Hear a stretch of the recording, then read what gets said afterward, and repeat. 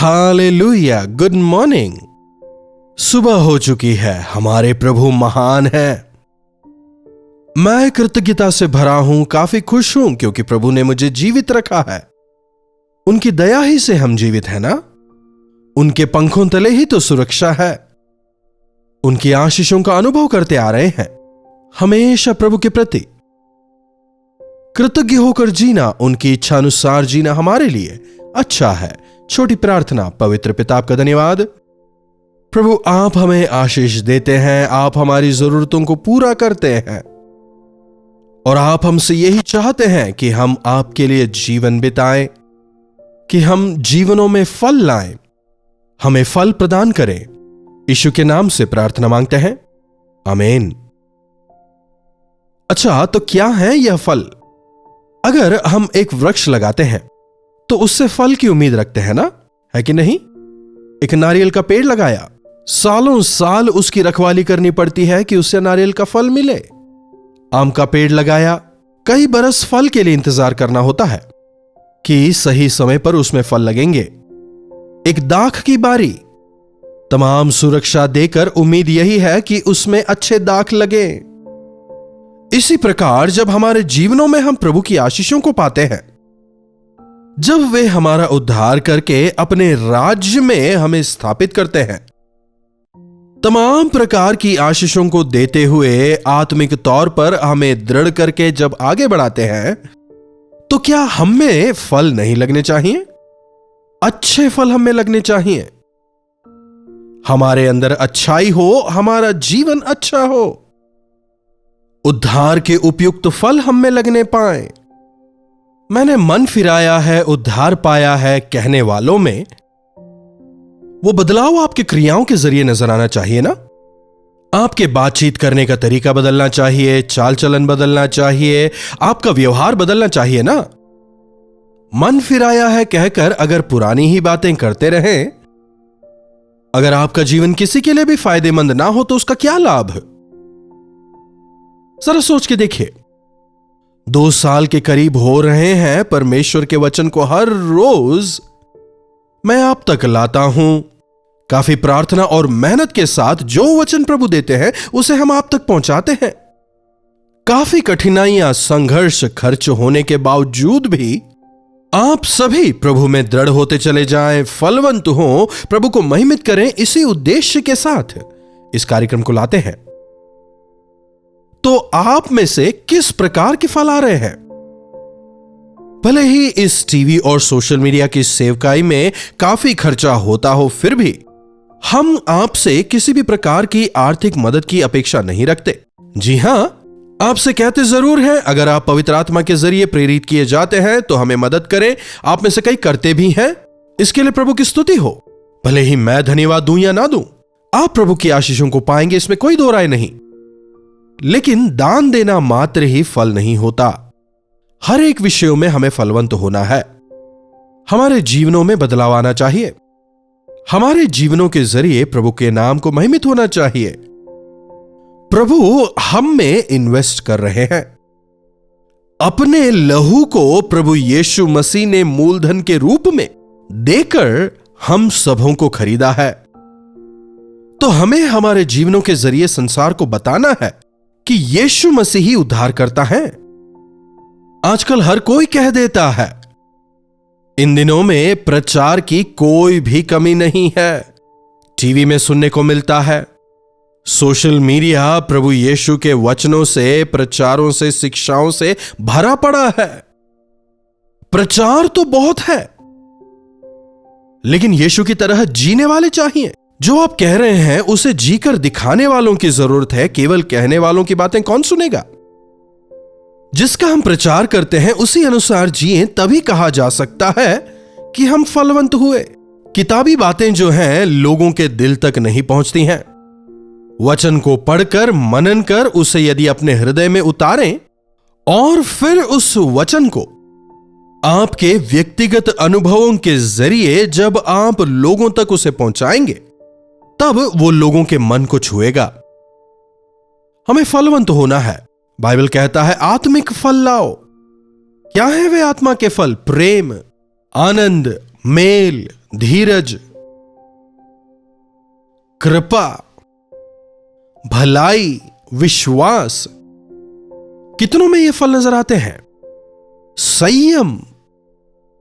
जो कहते हैं हमने प्रभु पर विश्वास किया है, क्या उनके जीवन में आनंद नहीं होना चाहिए, संयम नहीं होना चाहिए? क्या उनके जीवन से संयम नजर नहीं आना चाहिए, प्रेम नजर नहीं आना चाहिए? हर एक विषयों में अगर हम भी संसार के लोगों की तरह ही हो जाएं, अगर हम में संयम ना हो, अगर हम में कृपा ना हो, अगर कोई भी फल ना हो, तो इसका क्या लाभ है? लूका रचित सुसमाचार 13वें अध्याय की 6वीं आयत से देखिए, वहां एक दृष्टांत है। फिर उन्होंने यह दृष्टांत भी कहा कि किसी की अंगूर की बारी में एक अंजीर का पेड़ लगा हुआ था। वह उसमें फल ढूंढने आया पर कुछ ना पाया। तब उसने बारी के रखवाले से कहा, मैं 3 बरस से इस अंजीर के पेड़ में फल ढूंढने आता हूं पर कुछ नहीं पाता। इसे काट डाल कि यह भूमि को भी क्यों रोके रखे। एक व्यक्ति की अंगूर की बारी थी। अगर आप दाख की बारी में जाकर देखें, वो दृश्य काफी मनोहर होता है। अंगूर के गुच्छे लटके हुए शानदार लगते हैं। क्या आपने कभी अंगूर की बारी में जाकर देखा है? एकदम फ्रेश अंगूर, गुच्छे गुच्छे लटके होते हैं, मीठे मीठे। उन्हें सीधे तोड़ के खाइए। उसे बहुत जमीन की जरूरत नहीं होती। एक छोटी सी बैल से बहुत सारे फल उसमें उगते हैं। ऐसी एक बारी में एक अंजीर का पेड़ लगा हुआ था। अंजीर का फल हेल्थ के लिए अच्छा है। ज्यादा स्वाद नहीं होता पर शरीर के लिए अच्छा है। आजकल तो हमारे देश में भी यह मिल जाता है। देखने में वे गोल गोल से चिपचिपे होते हैं, शरीर के लिए काफी लाभदायक। तो ऐसा एक वृक्ष वहां पर लगा है। धीरे धीरे कर वो वृक्ष जो है वो बढ़ता जा रहा है, उसकी डालियां फैलती जा रही हैं।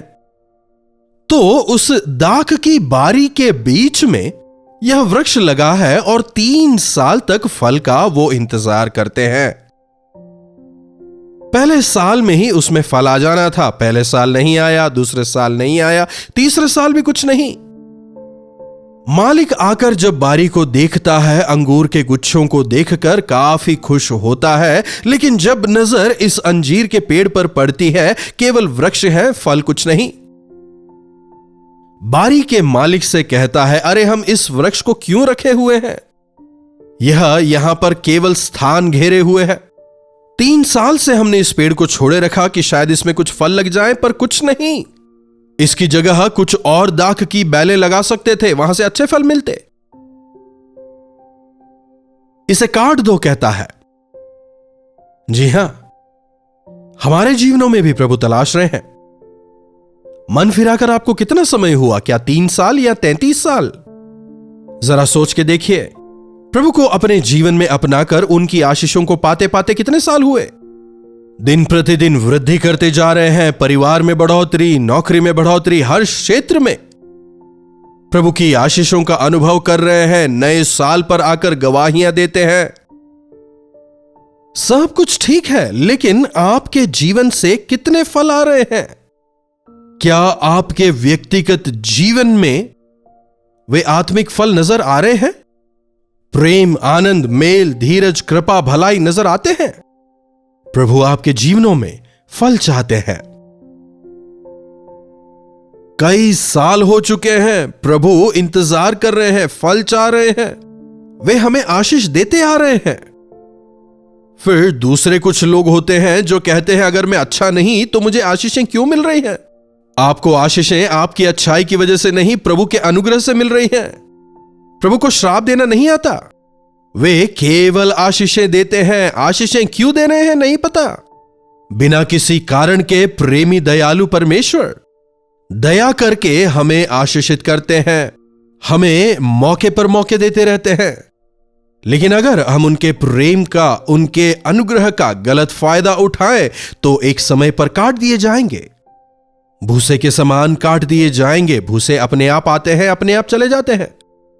घास जो है वो सांसारिकता को दर्शाता है। क्या है तुम्हारे फल पूछने पर कहते हैं हमने दान दक्षिणा दिया। क्रिसमस के दौरान हमने लोगों में कंबल बांटे, लोगों को हमने खाना वगैरह खिलाया। एक दिन नहीं, हर एक दिन आप में प्रभु का प्रेम नजर आए। क्या आप में प्रभु के लिए आत्माओं को जीतने की इच्छा है? क्या आप हर रोज प्रभु के साथ संगति करते हैं? क्या हर रोज आप प्रभु से प्रार्थना करते हैं? अगर पूछा जाए, शायद कई लोगों का उत्तर होगा नहीं। पहली तारीख को चर्च गए, प्रार्थना किया, अब उसके बाद में ईस्टर को ही जाएंगे। जिनमें फल नहीं उन्हें काटने प्रभु कह रहे हैं। क्या जरूरत है इनकी? एक दिन प्रभु यीशु भूखे थे। उस दौरान जब वे एक अंजीर के वृक्ष को देखते हैं, उम्मीद थी कि कुछ ना कुछ फल मिले, पर नहीं, उसमें कुछ नहीं था। उसे श्राप देते हैं। शाम तक वो पेड़ सूख जाता है।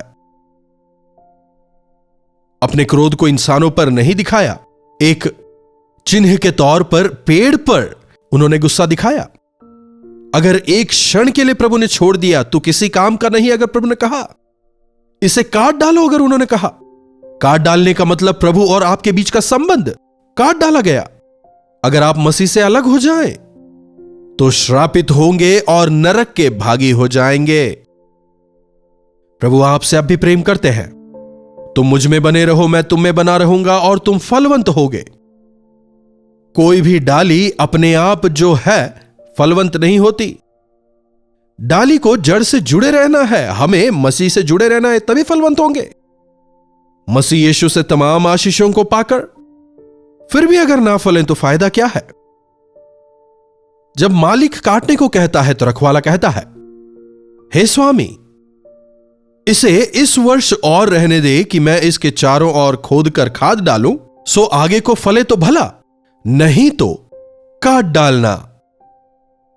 स्वामी अलग है, रखवाला अलग है। बारी मालिक की है, मेहनत करने वाला रखवाला है। हमारे रखवाले प्रभु यीशु मसीह हैं। हमारे मालिक अर्थात हमारे स्वर्गीय पिता ने अपने इकलौते पुत्र को रखवाले के रूप में हमारे लिए भेजा है। हमारी देखरेख करने के लिए प्रभु यीशु को भेजा गया है। और हमारे रखवाले को काटना पसंद नहीं है। प्रभु कहते हैं, मुझे नहीं पसंद कि कोई भी नाश हो। हे स्वामी, एक और साल दे। पिता, एक और साल मैं अच्छी देखरेख करूंगा, खाद डालूंगा और ज्यादा ध्यान इस पर दूंगा। एक और साल इंतजार करते हैं, मैं मेहनत करूंगा। अगर इसमें फल लगा तो ठीक, नहीं तो काट डालेंगे। हम में से कईयों के लिए यह 2026 जो है एक ग्रेस पीरियड, एक अनुग्रह का साल, अंतिम मौके का साल प्रभु ने दिया है।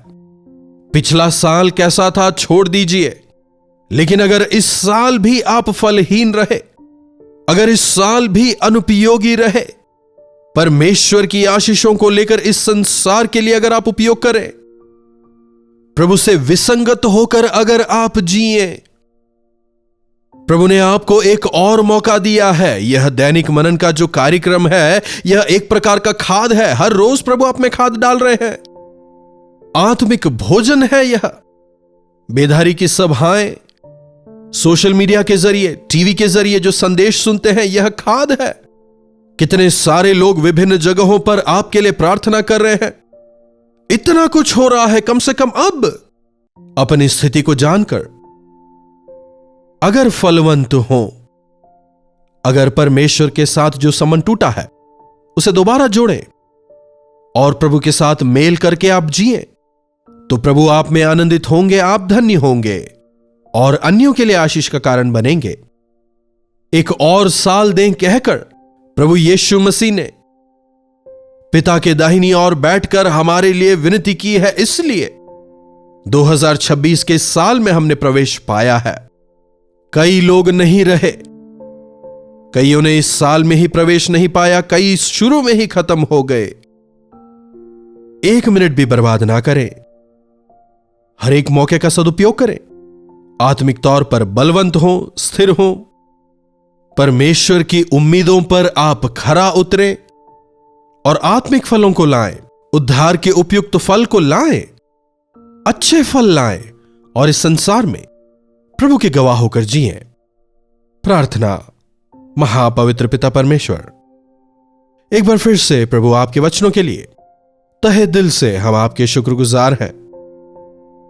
प्रभु आपके प्रेम के लिए, आपके अनुग्रह के लिए आपका धन्यवाद। प्रभु यह केवल आपका प्रेम ही है जिसने आज तक जीवितों की दुनिया में हमें रखा है। अगर आपका अनुग्रह हम पर नहीं होता तो शायद अब तक हम काट डाले जाते, अब तक हम खत्म हो गए होते। प्रभु हमारी मदद करें कि जो मौका हमें मिला है इस मौके का सदुपयोग करते हुए आपसे जुड़कर, फलवंत होकर, आपके गवाह होकर जीने का अनुग्रह हमें दें। यीशु के नाम से प्रार्थना मांगते हैं, आमीन। अब हमारे पिता परमेश्वर का प्रेम, प्रभु यीशु मसीह का अनुग्रह, पवित्र आत्मा की संगति और सहभागिता हमें से प्रत्येक के साथ आज, कल और सर्वदा बनी रहे, आमीन।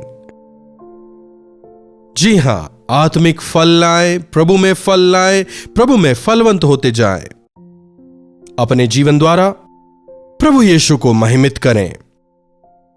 अगर आप अपने जीवन के लिए किसी भी प्रकार की प्रार्थना हमसे चाहते हैं तो आप हमें 9884907779 पर व्हाट्सएप वॉइस मैसेज या टेक्स्ट कर सकते हैं।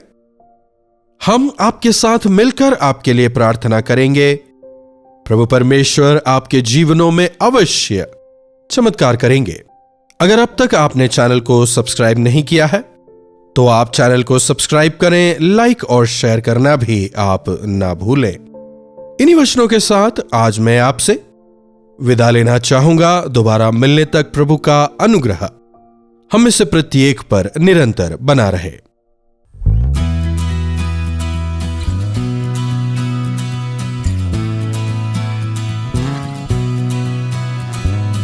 पुणे और पुणे के आसपास के दर्शकों के लिए खुशखबरी। डॉक्टर जयपॉल अपने दर्शकों से मिलने के लिए पुणे आ रहे हैं। तारीख है 26 जनवरी शाम 5 बजे से।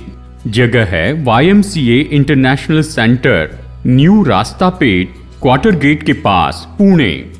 अधिक जानकारी के लिए हमें फोन कीजिए 8939393939 पर और आकर डॉक्टर जयपॉल से मुलाकात करना न चूकें।